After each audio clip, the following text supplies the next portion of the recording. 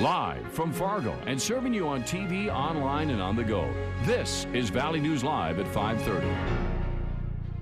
I'm just kind of puzzled as to what to do now. An area mom says she's feeling helpless and has a warning for other parents whose kids have a Facebook account. Thanks for joining us tonight. Facebook requires users to be at least 13 years old to have an account, but children can lie about their age and create an account anyway. Valley News Team's Ashley Bishop investigates the struggle one mom is facing in getting her child's personal information off the World Wide Web. Facebook has more than 1 billion users each month, but not every parent wants their kids to be on the social media giant just yet. It's been something that they're not really ready for at this point, that down the road we might look at it again. One of Melody Anderson's 12-year-old twin boys who has special needs created an account behind her back in January. He doesn't understand cognitively really what happens with the material that's put out on the internet, that good and bad, it stays out there basically forever. Her son made up an email and password but couldn't remember the information to delete the account. Then I went down to the very bottom that says this profile is underage and should not be on Facebook. Anderson reported the account several times but says it's been about a month. If you're reporting a child's account registered under false date of birth and the child's age is reasonably verifiable as under age 13, we will promptly delete this account.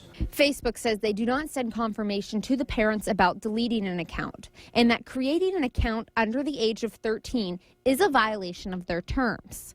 Facebook says because of their privacy laws, they cannot give parents access to monitor their child's account unless they are the account holder. Anderson wants to know why Facebook doesn't have a verification system for accounts under 18. Before that age, there should be some sort of communication with the parents, not that the parents have to be looking over the shoulder of the child necessarily, but aware. And why it takes so long to disable an underage account. A month is, in my estimation, not very prompt. Ashley Bishop, Valley News Live. We contacted Facebook about Anderson's situation, and a spokesperson from Facebook says they do have a 13-year-old user policy. They also asked for Anderson's son's Facebook account URL. Melody Anderson reached out to our whistleblower hotline for help. If you have issues in your community, go to our website and submit your tip under whistleblower hotline. A member of our team will get back with you. Hundreds of people from around the Buffalo area are coming out to a protest of a proposed hog factory. They're voicing their concerns to the North Dakota Department of Health. Valley News Team's Natalie Parsons joins us live from the hearing. Natalie?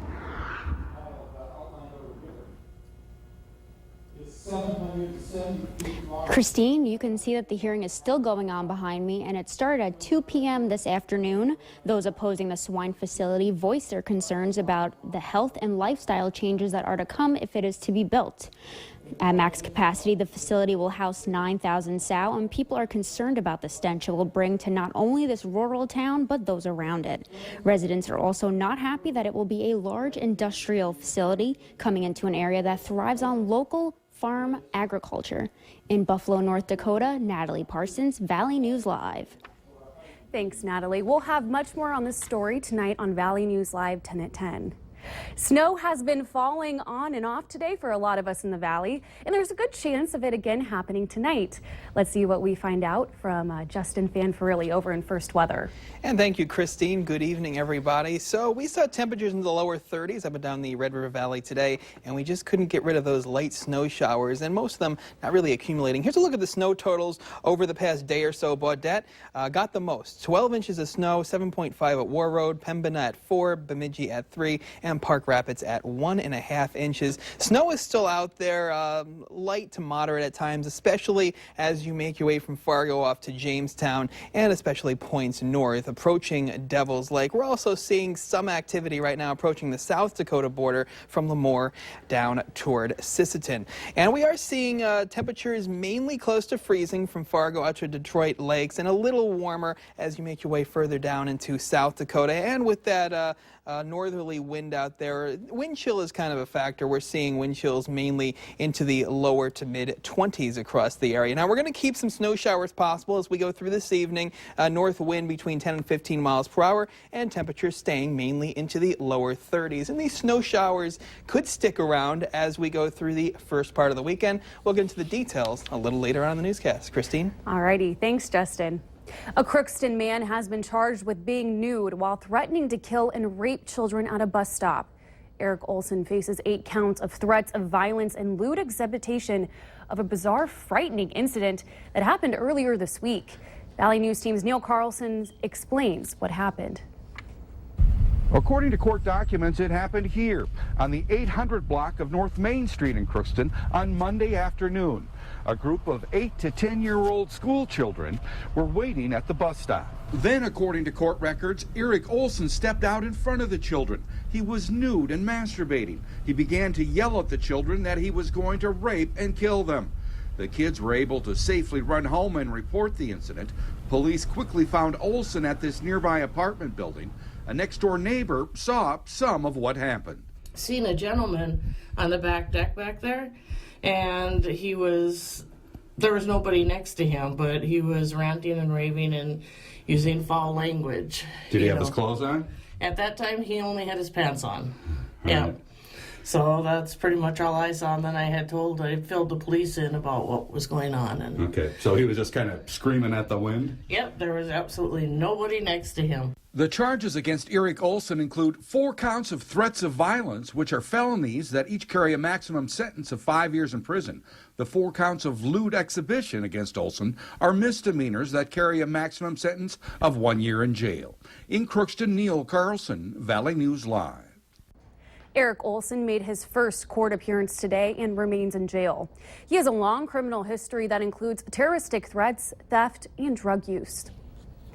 A former Grand Forks Bank employee has been charged with finding nude photos on a coworker's phone and texting them to himself. 32-year-old Patrick Foley, who was working at Bank Forward in Grand Forks, is charged with dissemination of sexual images. It's a Class A misdemeanor that carries a maximum sentence of 1 year in jail. Foley allegedly convinced a coworker to let them use their phone, found nude photos of that person on the phone, and then texted the photos to himself. Fargo police are investigating what they believe is a credit card skimming operation. They have been receiving reports of people's credit or debit card information being used while still having cards in their possession.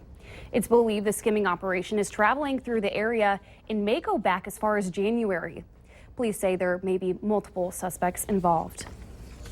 It's the concert everyone's talking about. Country music legend Garth Brooks is coming back to the Fargo Dome in May. And this morning, he called into the Valley today to talk to Kyle Bosch and Lisa Badeau about his tour, his memories of Fargo, and what people can expect at the show.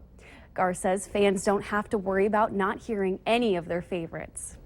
I love concerts. I go to concerts all the time, and nothing upsets me more than to go to see somebody I love and they just dump a whole new album on me, and I don't get to hear the stuff that I came there to hear.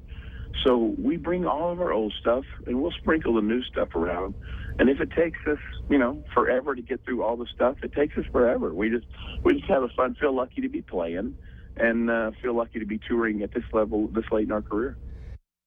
Coming up tonight on Valley News Live at 6, hear what Garth told Kyle and Lisa about the possibility of adding more shows in Fargo. And if you're like many people in the Valley, eager to get your hands on Garth Brooks tickets, the general manager of the Fargo Dome suggests creating an account online before tickets go on sale tomorrow. Go to fargodome.com, read on the verbiage on there. It'll tell you how to get in to create that account so that your ticketing purchase experience can be as good as possible come 10 a.m. Sobolik also wants to remind buyers that you cannot purchase at the Fargo Dome tomorrow morning. Like Sobolik mentioned, tickets go on sale at 10 a.m. There are few runs that will mean more to the Fargo-Moorhead community than this one coming up in June. Valley News Live is sponsoring the second annual Officers Down 5K and Community Day. That's on Saturday, June 18th at the Shields Arena. This event celebrates officers who put their lives on the line and honor those who have fallen in the line of duty. All participants who register by June 1st will get a race day t-shirt. A portion of the money raised will go to the Red River Valley Lodge 1 Auxiliary and the Mosier Family Benefit Fund. For more information or to get registered, go to valleynewslive.com and click on the Community tab.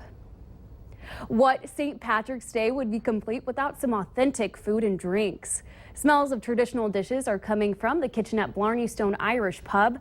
The menu features items like bangers and mash, corned beef and cabbage, and even shepherd's pie. Oof, looks good. They also have multiple taps of beer from Ireland for those looking to wash down their food with an Irish drink. Managers say today they will have extra people on staff to help.